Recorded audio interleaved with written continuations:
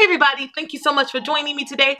For those of you that don't know who I am, my name is Crystal and you're watching Fashion, Beauty, and Wine. So in today's video, I'm going to be reviewing Fenty Beauty's new Pro Filter Concealer as well as these setting powders, and I'm going to be giving my opinion on whether or not you should be investing your coins in this new product. So Fenty Beauty launched 49 shades of concealer, which I find laughable, and not laughable because I think it's funny, but it's laughable because I feel like Fenty Beauty is an overachiever. Like, if Fenty Beauty was a student, it would be one of those students that sit in the front of the class that raises her hand, that always has the correct answer, and every other student is jealous of them. This brand is so shady. They just have shades on top of shades on top of shades. The shades of concealers coincide with the shades of foundation, meaning if you have a shade 420 in foundation, then the shade 420 in the concealer is going to be the same color. Now, don't get it twisted because these are still different types of formulas. With the foundation, you're going to get a more liquidy, watery type of consistency,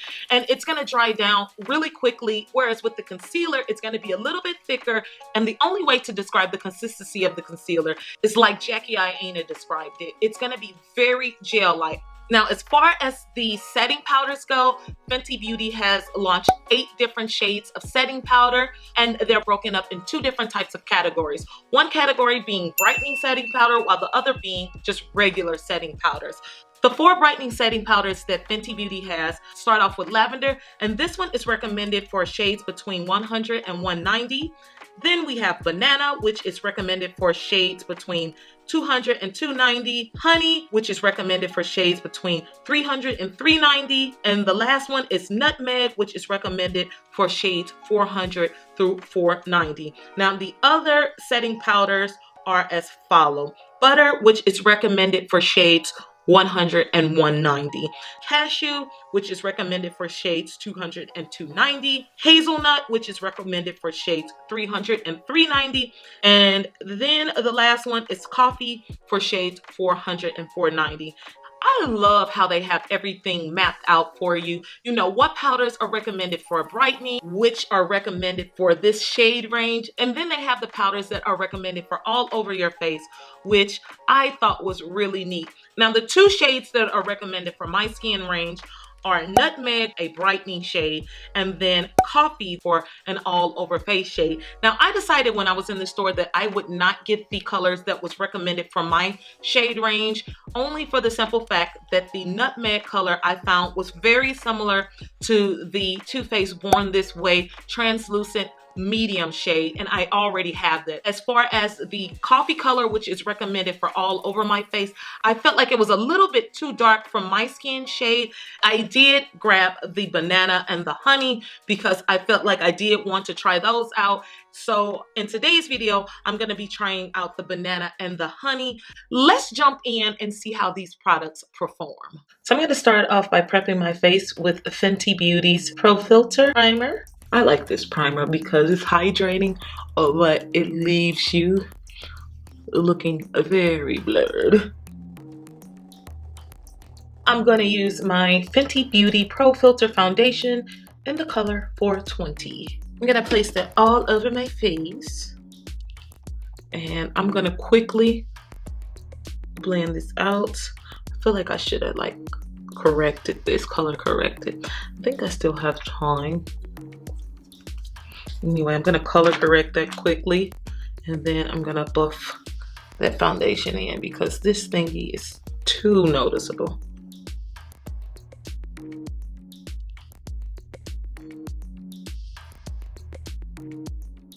Now I'm going to take my Fenty Beauty Pro Filter Concealer in the color 385, and I'm going to place that right underneath my eyes. I'm not going to start off with as much as I usually do because I don't know how this stuff will perform.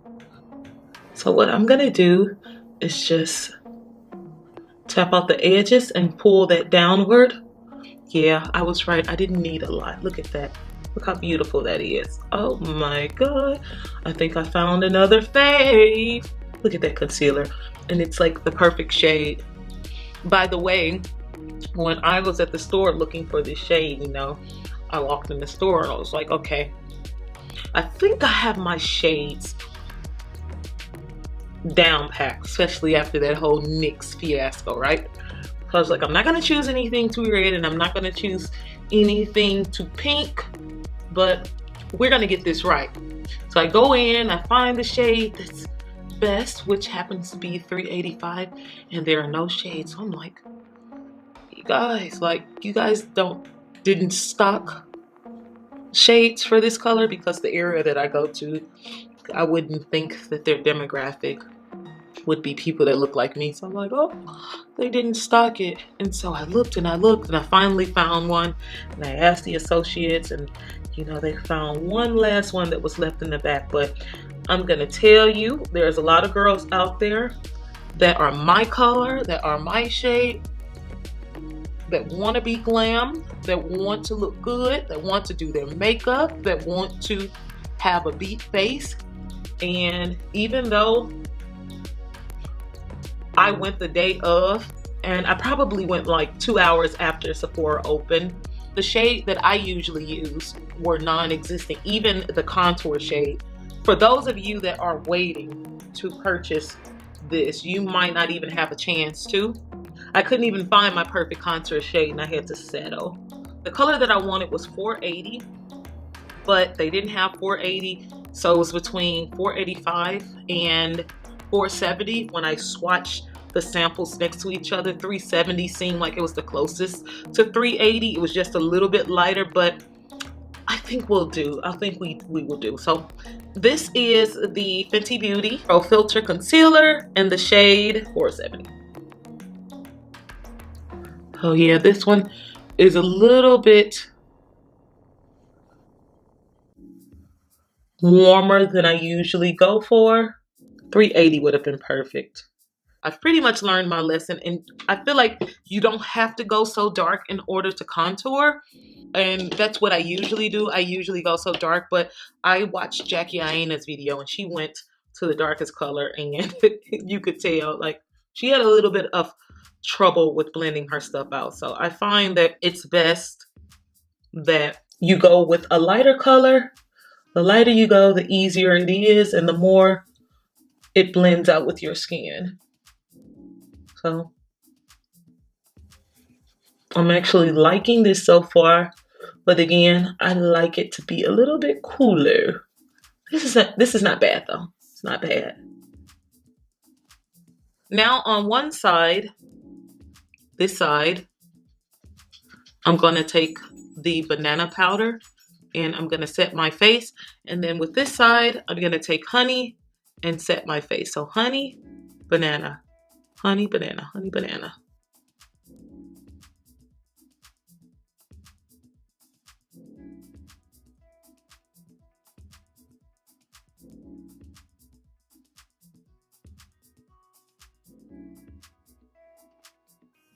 Me like.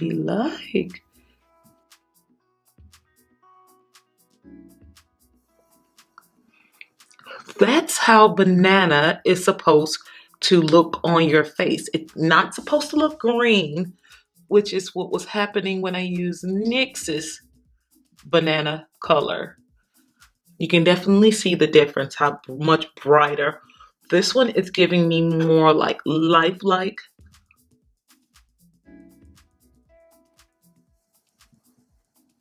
This one is definitely giving me more glam.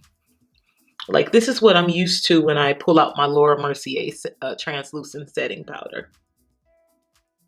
So I'm going to go off camera and set the rest of my face, and then we're going to come back to see how everything tied in together. Okay, so this is the finished look, and I wanted to do something a little bit more mellow from what I usually do when I'm doing my Fenty Beauty reviews. Okay, so let's start off with the setting powder. Now, I love both of the setting powders, and initially I thought the banana setting powder would be too bright, like it was extremely bright, but after settling into my skin and everything, I felt that it was absolutely gorgeous and that I could definitely use the banana or the honey setting powder for my dramatic looks or my everyday looks. Now, I will mention with the banana setting powder that I did experience a little bit of patching, but let's not act like I wasn't going ham with the setting powder. Just keep in mind that you want to use a soft touch when you're applying this setting powder, because if you do go overboard like I did, you will experience patchiness, and that happens with any setting powder. The thing that I like about the packaging for this setting powder is that they really don't restrict how much setting powder you can get onto your makeup brush or your beauty blender. Like, the sky is the limit. Something that I don't like about a lot of packaging for other setting powders with other brands is that they really restrict how much setting powder you can get out. And I struggle a lot trying to get setting powder out of those packagings, especially when it's down to the end and it's like you have to do like whole maneuvers in order to get the setting powder out. And I really love this. I really love that they added the extra little thing, like if you don't want so much setting powder, that you can add to your setting powder thing. But if you don't want it, hey, you don't have to use it. So I really like that part about this setting powder. The setting powder, again, just worked phenomenally. It didn't sit on top of my skin like the cheaper setting powders. It melts into your skin and then it leaves you with the flawless finish that I absolutely enjoy. If you're my skin tone, you can definitely get away with using banana or honey or even nutmeg for that reason. So as far as the concealers, probably the part that you've been waiting for, these are probably some of the best concealers that I've ever tried. Just so you can get a picture of what it is that I like and what I go for. Tarte Shape Tape ColourPop No Filter Concealer. Too Faced Born This Way Concealer, but we ain't gonna even talk about Too Faced.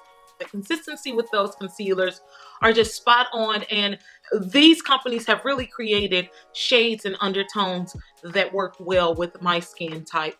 The concealer doesn't dry down, really dries down pretty slowly, which I really like because I'm able to blend it in and let it set for a little bit, but then I don't have to fight with it when I'm blending down those parts.